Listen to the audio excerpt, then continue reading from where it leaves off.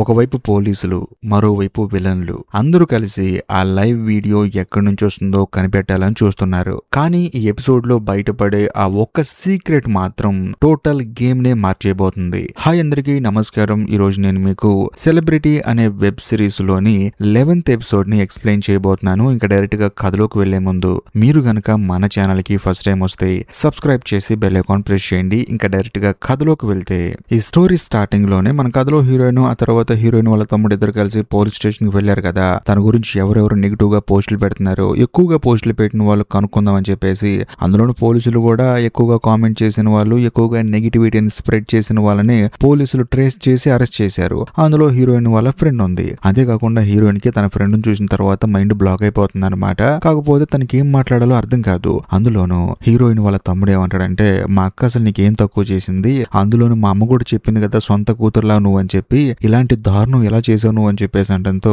Heroine కి ఏంటంటే బాధ అనిపించి మనుషులందరూ ఇంతే అని చెప్పేసి అక్కడి నుంచి రారా వెళ్ళిపోదాం అని చెప్పేసి వెళ్ళిపోతూ ఉంటుంది బాధలో. కాకపోతే హీరోయిన్ వాళ్ళ ఫ్రెండ్ మాత్రం అక్కడికి వచ్చి హీరోయిన్ ని బతిలాడుతూ ఉంటుంది.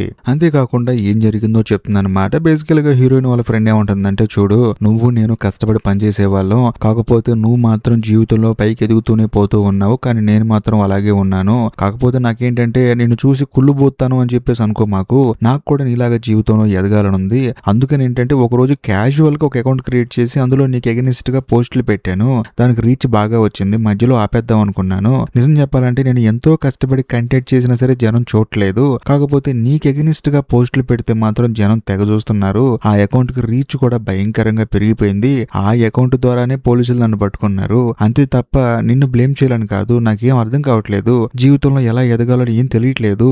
అందుకని నీకు ఎగనిస్ట్ గా పోస్ట్ పెడితే ఆ అకౌంట్ బాగా ఫేమస్ అయిపోయింది, అలా జరిగిపోయిందని చెప్పేసి బాధపడుతూ ఉంటుంది అనమాట. దాంతో హీరోయిన్ స్టన్ అయిపోయి అలాగే చూస్తూ ఉంటుంది. ఇదిలా ఉంటే మరోవైపు మన కథలో హీరోని చూపిస్తారు. హీరో కార్ కి యాక్సిడెంట్ అయింది కదా, దాంతో హీరోని తీసుకెళ్లి హాస్పిటల్లో జాయిన్ చేస్తారు. అంతేకాకుండా ఈ విషయం తెలిసిన వెంటనే యాంగ్ పరిగెత్తుకుంటూ హాస్పిటల్ కి వస్తుంది. వచ్చిన తర్వాత యాంగ్ ఏం చేస్తుందంటే హీరోయిన్ కి కాల్ చేసి హీరోకి ఇలా యాక్సిడెంట్ అయిందని చెప్పేసి అంటంతో హీరోయిన్ కి మైండ్ బ్లాక్ అయిపోతుంది అనమాట. కట్ చేస్తే కథ ఇప్పుడు ప్రెసెంట్ కి వస్తుంది. ప్రెసెంట్ లో మన కథలో హీరోయిన్ ఏంటంటే లైవ్ లో మాట్లాడుతూ ఉంటుంది కదా. అంతేకాకుండా హీరోయిన్ ఏదైతే మాట్లాడుతుందో దాన్ని పోలీస్ ఆఫీసర్ కూడా వింటాడు. విన్న తర్వాత, సార్ హీరోయిన్ చెప్పేది నిజం అండి, అందులోనూ ఆ అమ్మాయి క్లబ్ లో జరిగింది ఏదైతే చెప్పిందో అదంతా అక్షర సత్యం అండి అని చెప్పేసి అంటంతో ఆ పోలీస్ ఆఫీసర్ పై అధికారి ఇంకొక అతను ఉంటాడనమాట. అతను ఏమంటాడంటే, చూడు ఆ అమ్మాయే చనిపోయిందని చెప్పేసి చాలా మంది అంటూ ఉన్నారు, మళ్ళీ ఆ అమ్మాయి చెప్పేది నిజం అని చెప్పేసి నువ్వు అంటున్నావు, ఎలా నమ్మాలి అని చెప్పేసి ఆయన అంటాడు. దాంతో ఈ పోలీస్ ఆఫీసర్ ఏమంటాడంటే, ఆ అమ్మాయి పోలీస్ స్టేషన్ కి వచ్చిందండి, కంప్లైంట్ ఇచ్చింది. కాకపోతే మన పై అధికారి ఇంకొక అతను ఉన్నాడు కదా మీరు కాకుండా, ఆయన ఏంటంటే యాంగ్ వాళ్ళ హస్బెండ్ మనిషి, అందుకని ఈ కేసును పట్టాలెక్కించలేదు. కాకపోతే నేను చెప్తే వినలేదు, కానీ ఇప్పుడు మీరు వచ్చారు కదండి ఆ అమ్మాయి చెప్పింది నిజం అని చెప్పేసి అంటంతో, అవునా ఆ అమ్మాయి పోలీస్ స్టేషన్ కి వచ్చిందని చెప్పేసి ఇప్పుడున్న పై అధికారి ఏం చేస్తాడంటే ఆ కేసుని పట్టాలెక్కిస్తాడు. అంతేకాకుండా ఇదే పోలీస్ ఆఫీసర్ కి ఆ కేసుని ఇస్తాడు. ఇంకేముంది, ఈ కేసు మళ్ళీ రీఓపెన్ అవుతుంది. ఈ విషయం తెలుసుకున్న యాంగ్ వాళ్ళ హస్బెండ్ కి అయితే ఏం అర్థం కదనమాట, మళ్ళీ కేసు పట్టాలెక్కిందా అని చెప్పేసి. కట్ చేస్తే మరోవైపు యాంగ్ వాళ్ళ హస్బెండ్ ని చూపిస్తారు. తానేం చేస్తాడంటే కొన్ని ఇల్లీగల్ డాక్యుమెంట్స్ అన్నిటిని కాల్ చేస్తూ ఉంటాడనమాట. ఎందుకంటే హీరోయిన్ అలా లైవ్ లో మొత్తం చెప్పుకుంటూ పోతే ఖచ్చితంగా తన పేరు కూడా వస్తుంది కదా, అప్పుడు పోలీస్ వస్తే తను దొరకకుండా ఉండటానికి అన్ని మార్చేస్తూ ఉంటాడు. అంతేకాకుండా వాళ్ళ మనుషులకు చెప్తాడనమాట, హీరోయిన్ ఎక్కడి నుంచి లైవ్ చేస్తుంది కనిపెట్టండి అని చెప్పేసి అంటాడు. కాకపోతే వాళ్ళు ఏమంటారంటే, సార్ వెతుకుతున్నామండి, కాకపోతే ప్రతి గంటకు లొకేషన్ మారిపోతుంది, మాకేం అర్థం కావట్లేదు అని చెప్పేసి అంటారు. వెంటనే యాంగ్ వాళ్ళ హస్బెండ్ ఏమంటాడంటే, లక్షల జీతాలు తీసుకుంటున్నారు కదా కనిపెట్టండి అని చెప్పేసి వాళ్ళ మీద కోపడతాడు. ఇదిలా ఉంటే మరోవైపు మన కథలో హీరోయిన్ చూపిస్తారు. హీరోయిన్ ను డైరెక్ట్ గా హాస్పిటల్ కి వస్తుంది అనమాట. ఎందుకంటే హీరోకి యాక్సిడెంట్ అయింది కదా. కాకపోతే హీరోయిన్ హాస్పిటల్ కి వెళ్ళిన తర్వాత హీరోని చూడటానికి లోపలికి వెళ్ళనివ్వరు అనమాట. ఎందుకంటే హీరో కండిషన్ చాలా సీరియస్ గా ఉంటుంది. అంతేకాకుండా అబ్జర్వేషన్ లో పెట్టారనమాట. అందుకని అక్కడ ఉన్న నర్సు హీరోయిన్ ని లోపలికి పోనివ్వదు. కాకపోతే బయట యాంగ్ ఉంటుంది. యాంగ్ కూడా ఎంతగానో బాధపడుతూ ఉంటుంది. మరోవైపు మన కథలో హీరోయిన్ ఒక్కసారి చూడనివ్వండి అని చెప్పేసి ఏడుస్తూ ఉంటుంది. అయినా సరే నర్సు మాత్రం లోపలికి వెళ్ళనివ్వదు. కాదమ్మా, మీరు గనక లోపలికి వెళ్ళి డిస్టర్బ్ చేస్తే పేషెంట్ కి ఇంకా సీరియస్ అయ్యే ప్రమాదం ఉందని చెప్పేసి అంటంతో హీరోయిన్ ఎంతగానో బాధపడుతూ ఉంటుంది. అదే సమయంలో హీరోయిన్ దగ్గరికి యాంగ్ వచ్చి తనకి ధైర్యం చెప్తూ ఉంటుంది. కట్ చేస్తే మరోవైపు హీరోయిన్ తో పాటు కలిసి పనిచేస్తున్న ఫ్యాక్టరీ ఓనర్ ఉన్నాడు కదా, అతను ఏంటంటే హీరోయిన్ పేరు మీదే ఆ స్టాక్స్ అన్ని అమ్ముడిపోయాయి. తన దగ్గర ఉన్న స్టాక్ మొత్తం అమ్ముడిపోయింది. కాకపోతే ఎప్పుడైతే హీరోయిన్ కొంచెం నెగిటివిటీ వచ్చిందో దానివల్ల ఏంటంటే ప్రతి ఒక్కరు వాళ్ళు కొన్న వస్తువులని రిటర్న్ పంపించేస్తారనమాట. అంటే కాస్ట్యూమ్స్ మొత్తాన్ని రిటర్న్ పంపించేస్తారు. దానివల్ల ఫ్యాక్టరీ ఓనర్ కి చాలా నష్టం వస్తుంది. అందుకని ఆయన ఏం చేస్తాడంటే ఏం చేయాలో తెలియక ఆత్మహత్య చేసుకొని చనిపోతాడు. అంతేకాకుండా దానికి సంబంధించి ఒక లెటర్ కూడా రాసి చనిపోతాడు అనమాట. అక్కడే ఉన్న హీరోయిన్ వాళ్ళ అమ్మ అయితే ఎంతగానో బాధపడుతూ ఉంటుంది. మరోవైపు మన కథలో హీరోయిన్ కూడా ఈ విషయం తెలుసుకుని అక్కడికి వచ్చి తాను కూడా బాధపడుతుంది. అందులోనూ ఆయన చనిపోయే ముందు లెటర్ రాసి చనిపోయాడు కదా, అందులో ఏం రాస్తాడంటే, చూడమ్మా మనం బల్క్ గా ఆర్డర్లు తీసుకొని చాలా తప్పు చేసాము, ఏది ఏమైనా సరే నువ్వు వద్దన్నావు, అప్పటికి నేను ధైర్యం చేశాను, మనలాంటి వాళ్ళు ఎలాంటి ధైర్యాలు చేయకూడదు, మనలాంటి వాళ్ళు ఈ బిజినెస్ లో ఉండకూడదు, మనలాంటి వాళ్ళు చాలా తక్కువ అని చెప్పేసి అందులో రాస్తాడనమాట. ఇదంతా విన్న తర్వాత హీరోయిన్ కి అర్థం అవుతుంది, అవును కదా మేము చాలా చిన్నవాళ్ళం కదా అని చెప్పేసి అనిపిస్తుంది. అంతేకాకుండా హీరోయిన్ కి మాత్రం ఒకటే బాధ అనిపిస్తుంది అనమాట. తన జీవితంలో తనకి హెల్ప్ఫుల్ గా ఎవరెవరైతే ఉంటారో వాళ్ళందరూ 1 by 1 తనకి దూరం అయిపోతున్నారని చెప్పేసి హీరోయిన్ కనిపిస్తుంది. ఓ పక్క ఫ్యాక్టరీ ఓనర్ చనిపోయాడు, ఇంకో పక్క హీరో చావు బతుకుల్లో ఉన్నాడు, మరో పక్క హీరోయిన్ వాళ్ళ ఫ్రెండ్ అయితే తననే మోసం చేసింది. ఇలా అందరూ తనకి మెల్లమెల్లగా దూరం అయిపోతుంటే హీరోయిన్ కి ఎంతగానో బాధ అనిపిస్తుంది. అంతేకాకుండా ఇంటర్నెట్ లో హీరోయిన్ కి నెగిటివిటీ భయంకరంగా పెరిగిపోతూనే ఉంటుంది. నిజం చెప్పాలంటే అసలు నీలాంటి వాళ్ళు సోషల్ మీడియాలో ఉండకూడదు, నీలాంటి వాళ్ళు ఉంటే జెన్యూన్ క్రియేటర్స్ అందరికీ బ్యాడ్ నేమ్ వస్తుంది, అసలు నువ్వు ఉండకూడదని చెప్పేసి అంటూ ఉంటారనమాట. దాంతో హీరోయిన్ కి ఎంతగానో బాధ అనిపిస్తుంది. అందుకని తానేం చేస్తుందంటే ఇంకా ఈ భూమి మీద ఉండకూడదు అని చెప్పేసి నిద్ర మాత్రల డబ్బాని ఓపెన్ చేస్తూ ఉంటుంది. కట్ చేస్తే మరోవైపు గ్యాబిన్ సొసైటీలో ఉన్న ప్రతి ఒక్కళ్ళు అయితే ఎంతగానో హ్యాపీగా ఉంటారు. అంతేకాకుండా అందరూ కలిసి ఒక లైవ్ స్ట్రీమ్ చేస్తారనమాట. చూసారా, మీకు నిజం తెలిసింది, ఇదంతా చేసింది హీరోయిన్, మొత్తానికి మీ అందరికి నిజం తెలిసింది, అదే మాకు చాలు అని చెప్పేసి వాళ్ళందరూ హ్యాపీగా లైవ్ చేస్తారనమాట. కాకపోతే ఆ లైవ్ చూసి యాంగ్ మాత్రం బాధపడుతూ ఉంటుంది. ఎందుకంటే యాంగ్ కు మాత్రమే తెలుసు గ్యాబిన్ సొసైటీలో ఉన్న వాళ్ళందరూ ఒక్కొక్కరు ఏం చేస్తారో అని చెప్పేసి. కానీ హీరోయిన్ జీవితంలో అయిపోయింది ఏంటని చెప్పేసి పాపం యాంగ్ బాధపడుతూ ఉంటుంది. కరెక్ట్ గా అదే సమయంలో యాంగ్ వాళ్ళ హస్బెండ్ వచ్చి యాంగ్ తో గొడవ పెట్టుకుంటాడు. ఎందుకంటే యాంగ్ ఏంటంటే డైవర్స్ కావాలని చెప్పేసి అప్లికేషన్ పంపిస్తుంది. అందుకని తనకేంటంటే లెటర్స్ వస్తాయి అనమాట.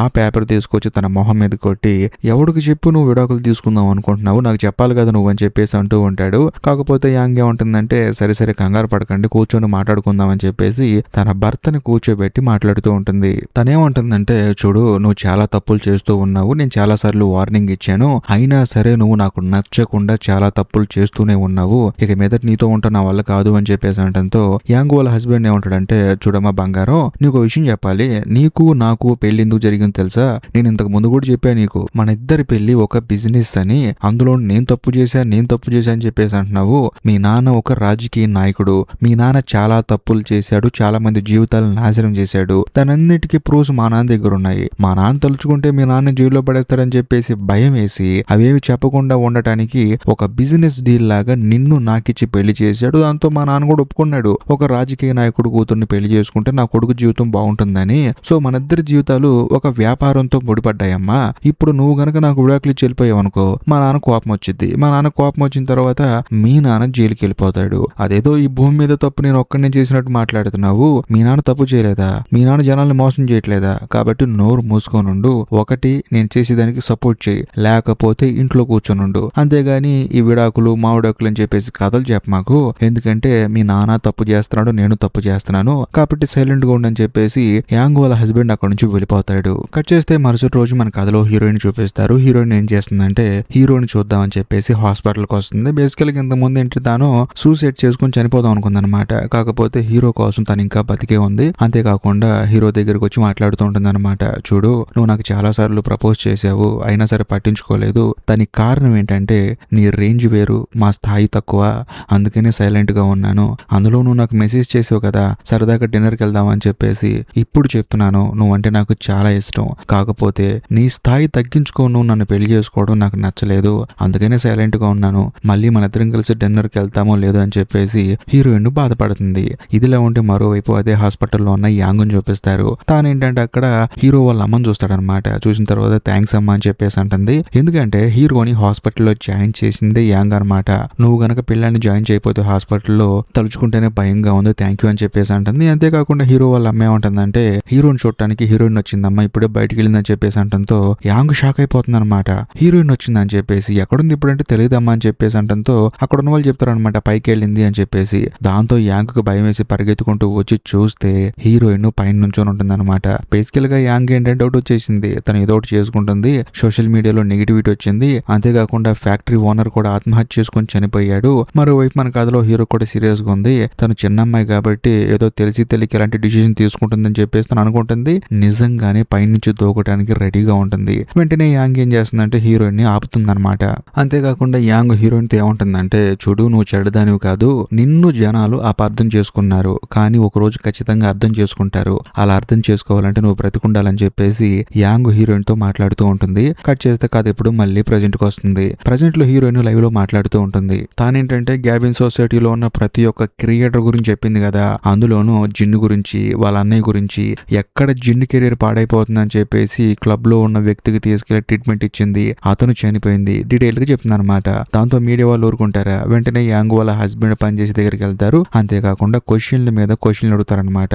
నిజంగానే క్లబ్ లో చనిపోయిన వ్యక్తికి నీకు సంబంధం ఉందా, మీ చెల్లెలకి కూడా సంబంధం ఉందంట అని చెప్పేసి అంటంతో యాంగ్ వాళ్ళ హస్బెండ్ ఏమంటాడంటే, చూడండి ఇప్పుడు ఎవరైతే లైవ్ చేస్తున్నారో అమ్మాయి చనిపోయింది, అందులోనూ ఆ అమ్మాయి ప్లేస్ లో వేరే వాళ్ళు ఎవరు ఇదంతా చేస్తున్నారు, వాళ్ళని కనిపెడతాను నేను, మీరు కంగారు పడకండి అని చెప్పేసి వాళ్ళకి ఏదో ఒకటి చెప్పి అక్కడి నుంచి వెళ్ళిపోతాడు. ఇదిలో ఉంటే మరోవైపు మిన్ను వాళ్ళ అసిస్టెంట్ ని చూపిస్తారు. ఆ అమ్మాయి వాళ్ళ హస్బెండ్ ఏంటంటే ఆ క్లబ్ లో చనిపోయిన దానికి ట్రీట్మెంట్ ఇచ్చాడు కదా, అందులో అతను చనిపోయాడు కదా, దాంతో మనోడు ఏంటంటే ఎవరికి తెలియకుండా ఉరుతులు పెట్టి పారిపోదాం అని చెప్పేసి బట్టలన్నీ సదురుకుంటూ ఉంటాడు. కరెక్ట్ గా అదే సమయంలో పోలీస్ ఆఫీసర్ అక్కడికి వచ్చి, చూడండి మిమ్మల్ని ఇంట్రోగేట్ చేయాలని చెప్పేసి తనని అరెస్ట్ చేస్తాడు. ఇదిలా ఉంటే మరోవైపు యాంగ్ వాళ్ళ హస్బెండ్ తన దగ్గర పనిచేసే వాళ్ళందరికీ చెప్పాడు కదా, హీరోయిన్ ఎక్కడి నుంచి లైవ్ చేస్తుందో కనుక్కోండి అని చెప్పేసి అన్నాడు కదా. వాళ్ళ టీం ఏం చేస్తారంటే హీరోయిన్ ఎక్కడి నుంచి లైవ్ చేస్తుందో కనుక్కుంటారనమాట. కనుక్కొని తనకి ఆ ఇన్ఫర్మేషన్ ని పాస్ చేస్తారు. ఇదిలా ఉంటే మరోవైపు యాంగ్ వాళ్ళ హస్బెండ్ ఏం చేస్తాడంటే క్లబ్ ఓనర్ కాల్ చేస్తాడనమాట. కాల్ చేసి, చూడు ఆ రోజు ఒకడు అనవసరంగా క్లబ్ లో చనిపోయాడు కదా,